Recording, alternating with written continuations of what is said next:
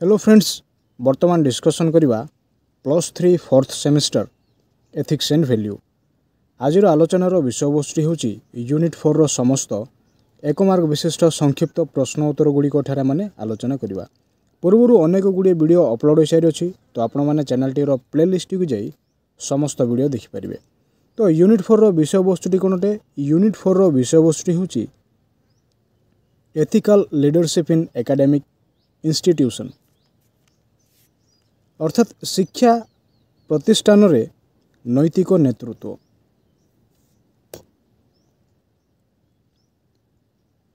Give answers with in one sentence, गोटे वाक्य उत्तर प्रदान करने निमंते एठारे कहुए अछि। तो प्रत्येक प्रश्नर मूल्य होची 1 मार्क विशिष्ट अटे। प्रथम प्रश्नटी कौन अटे देखिवा। प्रथम प्रश्नटी है व्हाट इज लीडरशिप, नेतृत्व कहिले कौन बुझ। प्रश्नटी कौन अटे? व्हाट इज लीडरशिप, नेतृत्व कहिले कौन बुझ। नेतृत्व होची अन्य माननको परामर्श देवार क्षमता। तो नेतृत्व कहला माने कौन बुझू? नेतृत्व होची अन्य माननको परामर्श देवार क्षमता अटे, जहाँकि वर्णित लक्ष्य को आग्रह सहकारे खोजी थाए।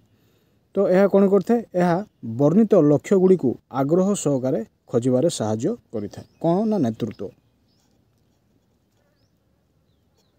2 नंबर प्रश्न है what is the nature of leadership, नेतृत्वर एक प्रकृति कौन।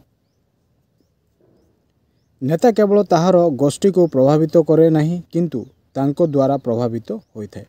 तो नेतृत्वर प्रकृति कौन अटे? नेचर ऑफ लीडरशिप रो अर्थटी होची नेता केवल ताहार गोष्ठी को प्रभावित करि न थांती, किंतु तांको द्वारा प्रभावित होइथांती। क्यों माने ना नेता माने।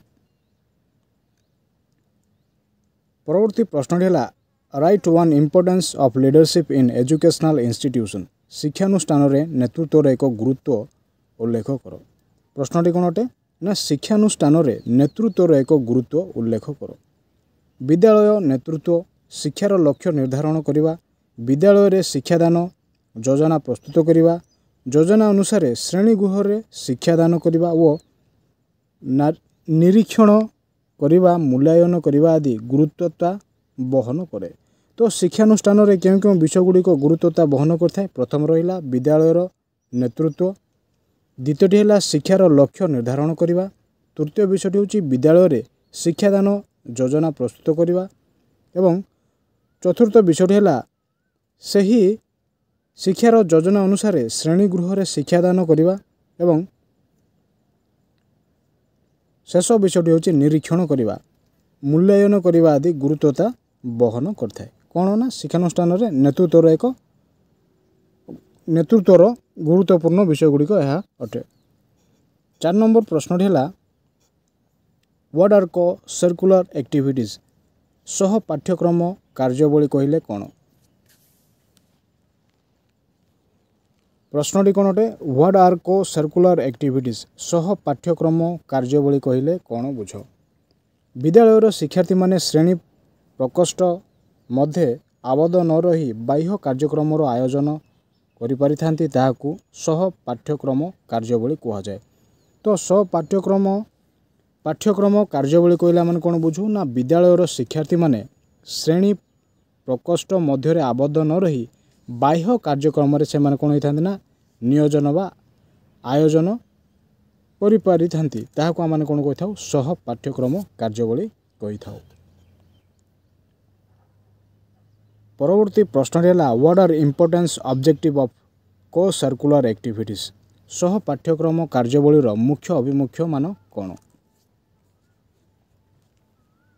शिशुर सर्वांगीन विकास घटाई शारीरिक, मानसिक, आवेगिक, सामाजिक और नैतिक विकास घटाइबा होची सह पाठ्यक्रम कार्यावलीर मुख्य अभिमुख्य। तो सह पाठ्यक्रम कार्यावलीर मुख्य अभिमुख्य गुड़िक कौन कौन अटे? प्रथम रहिला शिशुर सर्वांगीन विकास घटाइबा संगे संगे शारीरिक, मानसिक और आवेगिक, सामाजिक और नैतिक विकास घटाइबा होची सह पाठ्यक्रम कार्यावलीर मुख्य अभिमुख्य।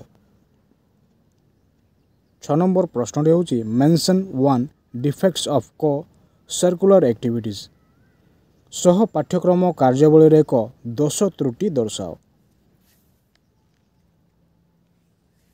प्रश्नटी कौन अटे सह पाठ्यक्रम कार्यावलीर एक दोष त्रुटि दर्शाओ। सह पाठ्यक्रम कार्यावली को परिचालना और परामर्श देवा निमंते योग्य दक्ष और तालीम प्राप्त शिक्षक मानकर घोर अभाव पड़ी थाए। तो एठारे माने कौन देखुचे दोष त्रुटि कौन अटे सह पाठ्यक्रम कार्यावलीर परिचालना एवं परामर्श देवा निमंते योग्य दक्ष व तालीम प्राप्त शिक्षक मानकर घोर अभाव देखा देई थाए। ताहा हेउची सह पाठ्यक्रम कार्यावलीर एक दोष त्रुटि। 7 नंबर प्रश्नटी है what do you mean bye autocratic leader.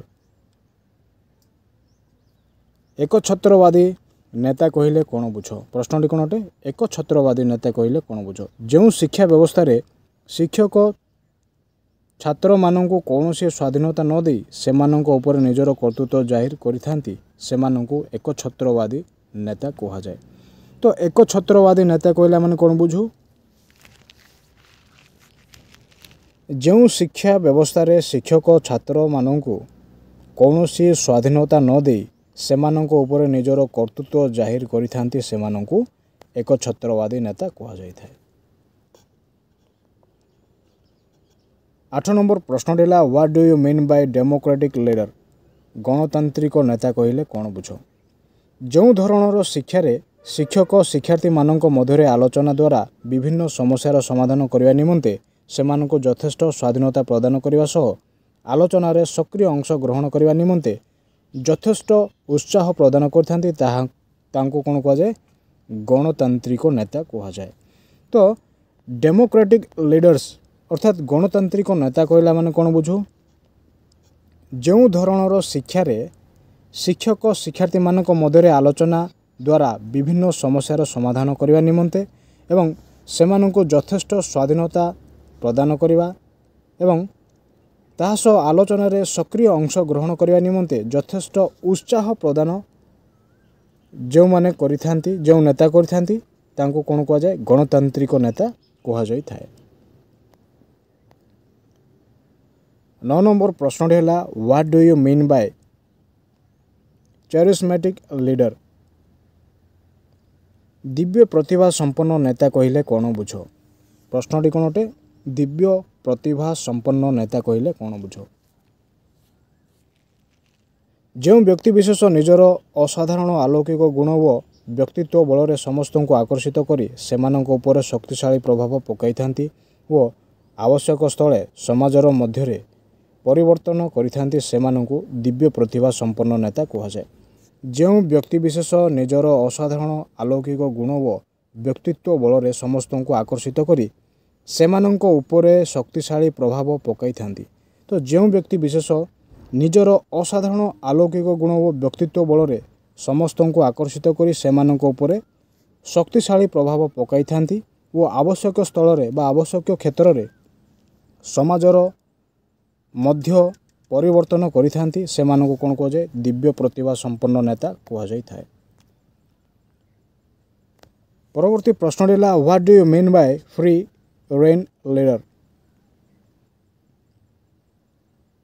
ताटस्थ्य भावापन्न नेता कहले कौन। प्रश्नटी कौन अटे ताटस्थ्य भावापन्न नेता कहले कौन बुझ। जो शिक्षक श्रेणी परिचालन रे समस्त दायित्व छात्र छात्री मानक उपरे छाड़ीदेले निष्क्रिय तथा उदासीनर मनोभाव प्रदर्शन करिथांती सेमानंकु ताटस्थ्य भावापन्न नेता कह जाए। तो ताटस्थ्य भावापन्न नेता कहला माने कौन बुझू जो शिक्षक श्रेणी परिचालन रे समस्त दायित्व छात्र छात्री मानक उपरे छाड़ीदेले निष्क्रिय तथा उदासीनर मनोभाव प्रदर्शन करिथांती सेमानंकु ताटस्थ्य भावापन्न नेता कह जाए। What is the other name of transformational leader. रूपांतरण नेता को अन्य नाम कौन।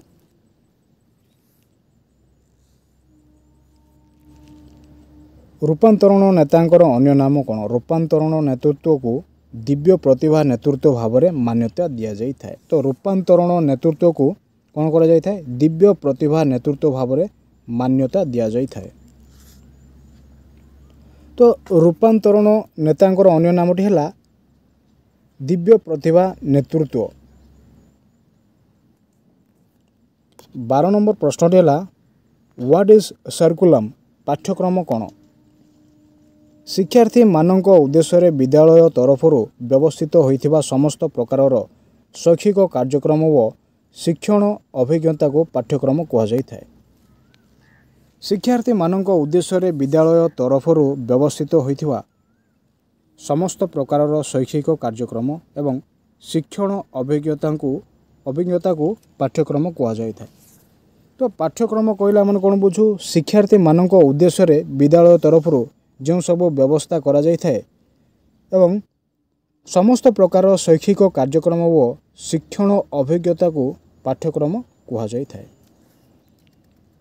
तो यही दुईटी विषय शैक्षिक कार्यक्रम व शिक्षण अभिज्ञता यह को आम कौन कही था पाठ्यक्रम बोली कही था। शेष प्रश्नटी है what is the role of teacher in co curricular activities. सह पाठ्यक्रम कार्यावली परिचालना करिवारे शिक्षकंकर भूमिका कौन।